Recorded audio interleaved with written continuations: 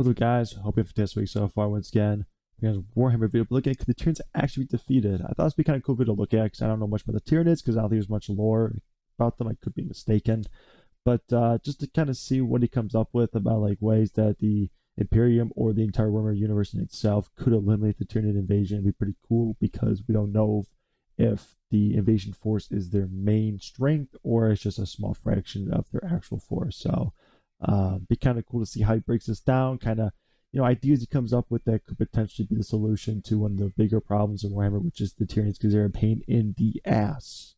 So yeah, like always though, please check them out in the description, show them some love. Without guys like this, without Major killing other content creators, there would be a lot of Warhammer content for you to look at because there's so much freaking source material. There's a lot. So show them some love for making these easy and enjoyable videos because I love reacting to them. And if you guys are my content, if you guys are my reactions, please don't forget to like, subscribe.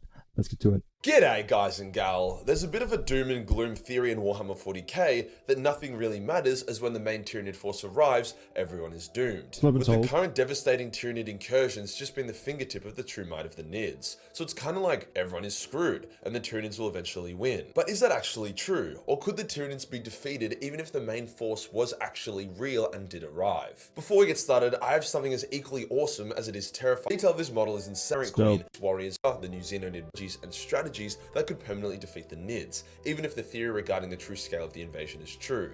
Let's get into it.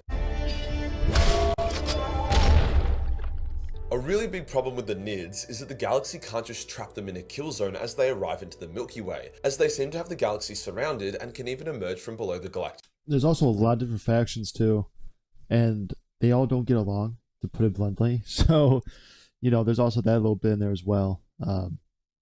Wouldn't help either with the containment of the Tyranids either, because the Tyranids go off biomass, and by the time that, let's say, all the different factions got together to fight against the Tyranids, well, they probably have consumed quite a bit of planets already and got a lot of extra biomass. Plane. So to actually be able to defeat the Nids, we've got to have something that can reliably take them out wherever they appear. The first solution I want to discuss is the Tau bioweapon that was used to rapidly wipe out an entire splinter fleet. Commander Farsight's homeworld came under attack by the Nids, and it's clear that they didn't have the military might to resist. So their Earth-cast scientists, some of the best in the galaxy due to having no Tau Empire restrictions, got to work on a theoretical bioweapon that would cause mass breakdown of biomass. Farsight held the line as long as he could before his forces had to retreat and the Earth-cast scientists were consumed. However, not before they managed to perfect their bioweapon and inject it into themselves. The Nids ate their asses and then the entire fleet rapidly broke down and died, the bioweapon being absorbed by the entire fleet. Imagine if this had been done to an entire hive fleet, not just the splinter. Now, unfortunately, the scientists were killed and all their research destroyed, on top of the fact that the hive mind is highly adaptable and would likely make the Nids immune to this specific bioweapon from then on, but if another one was made that couldn't be adapted to,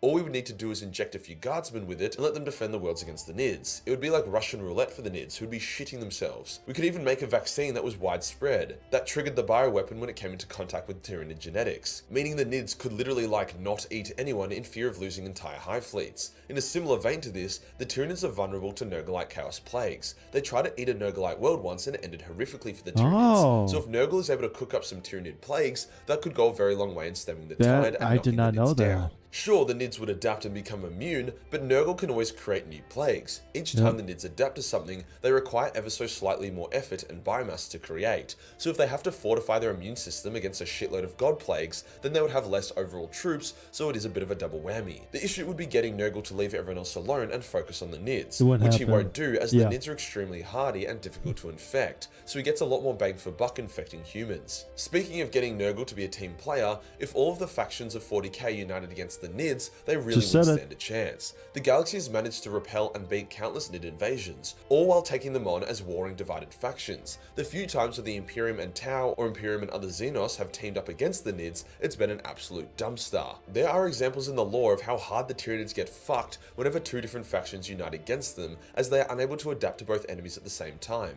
For example, when the Imperium and the Tau united, the Nids couldn't adapt to resist both plasma as well as laser as well as ballistic weapons, combined with the two contrasting strategies strategies, so they were torn to shreds. Likewise, when the Orcs and Imperium teamed up against the Nids, the Tyranids couldn't handle the way the Imperium would soften them up from afar with artillery, whilst the Orcs charged in and crushed them. Or So you just go take ahead these and bash examples and heads. scale them up to the galaxy, making a team Love effort, it. and every Nid fleet that would appear would be annihilated with very few losses. The obvious issue is that getting the entire galaxy to make peace and focus on just the It's not Nids would be possible. harder than picking up a supermodel by showing her your Warhammer collection, but if they did, they wouldn't need fancy weapons to deal with the threat. There's only one man on this planet that could pick up a supermodel by showing them his Warhammer collection. And that man is Henry Cavill. Superman. Huge Warhammer fan. The guy is peak as shit. He's probably the only one of us that could do it. I mean, I'm not trying to talk down to you guys, but let's be realistic, man. It's Henry freaking Cavill. So, yeah. Speaking of fancy weapons, we do actually have some that make the Tyranids eat shit, or we did until some fuckwit decided to destroy the recipe on how to make it. It's called Phosphex, and it's up there with the most horrific weapons in all of 40k. It's like death it gas destroys the mixed planet, with though, doesn't napalm it? that didn't need oxygen to burn and would actively follow movement, so running away from it would make it chase you. It was used a fair bit during the Horus Heresy, with some worlds getting exterminatus and completely uninhabitable for thousands of years due to widespread Foxfest bombing. This was quite literally the perfect anti-Tyranid weapon. Even just using a few of these and the Nid biomass would be the perfect conduit for it to spread. It was also entirely impossible to adapt to unless the Nids wanted to spend 90% of their biomass making extremely heat-proof warriors. I mean, even then it probably still wouldn't be enough. However, prior to the arrival of the Nids, a tech priest saw Phosphex as so horrific that he destroyed the means to create more, meaning this scant remaining Phosphex is all we have left, so can't really be relied upon as a way to permanently deal with the Nid threat. If they figured out how to remake it though, the Nids would be fucked. Like if you just dropped a Phosphex bomb on a Nid ship in space, it would probably burn the entire thing.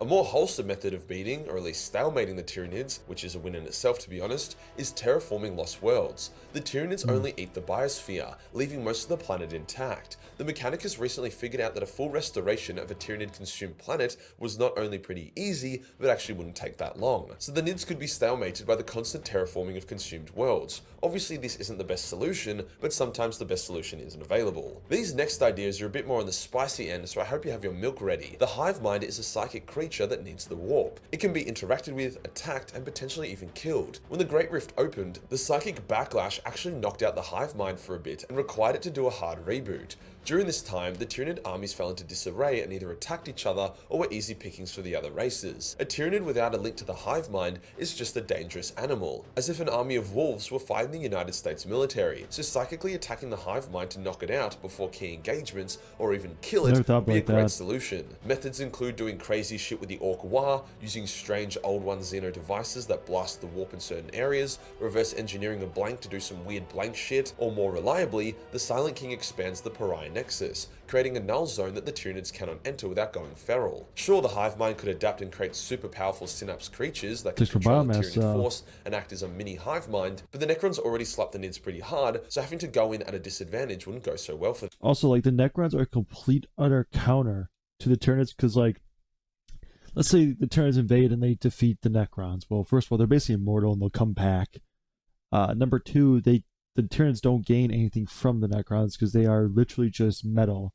So if they lose, let's say 200 million ground forces, they don't get that biomass, but they don't gain any more from it.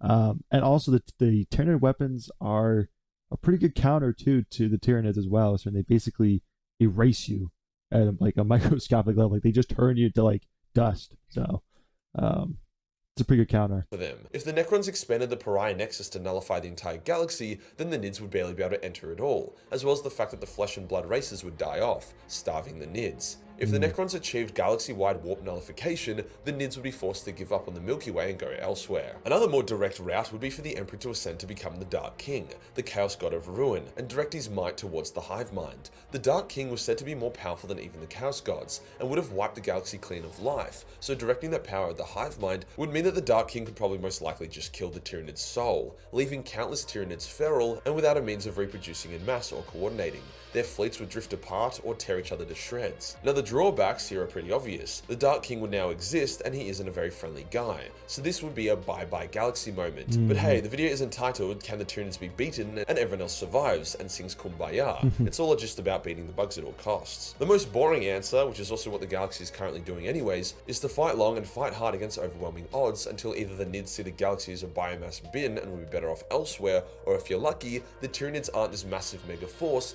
and the Nids in the Milky Way represent most of the Tyranids' strength. In which case, just fighting on should eventually result in victory. After all, each Tyrannic war has ended in the near extinction of the Nids, who are only able to rally due to the new Highflicks arriving. To be honest, a true victory of the Nids would just be a combo of everything. A Tau bioweapon here, a Nogolite plague there, a galactic bug spray STC gets rediscovered, the Elder and Necrons team up for once. It'll be a lot of awesome lore moments sprinkled throughout 40k that will keep the Nids at bay. The reality is that the Nids can't actually lose so as long as 40k exists or the Tyranid range exists. Just like how the Nids can't win because that would be turbo boring and also bring 40k to an end. But plot armor and business aside, there is a shitload of ways the Tyranids could be permanently defeated, easily contained, or stalemated. The issue is that most of them require people to pull their heads out of their own asses, which in 40k isn't really possible. That was good, man. I mean, I wish it was like more in depth. I mean, I know he does like a brief video about explaining, what we could do against the Tyranids, but really good video though. Some of the outcomes tend to be a little bit better. Like if all the factions in the Warhammer universe teamed up to defeat the Tyranids, I think that's the best Kumbaya Avengers Endgame type shit. It's probably the best outcome. Then you have the one they're doing now, which is canon, about them just constantly just fighting the Tyranids until they push them away. And some of them are just terrible. So, especially like the Nurgle one, I guess, just doing an absolute 316, just killing everyone. So, but great video. I hope to see more about this, maybe go more in depth, maybe making our video a couple months from now. So I'll definitely keep my eyes open for that. But like always, please check out the video in the description. If you guys enjoy my content, you get your reactions, please don't like and subscribe. See you guys in the next one. Take it easy.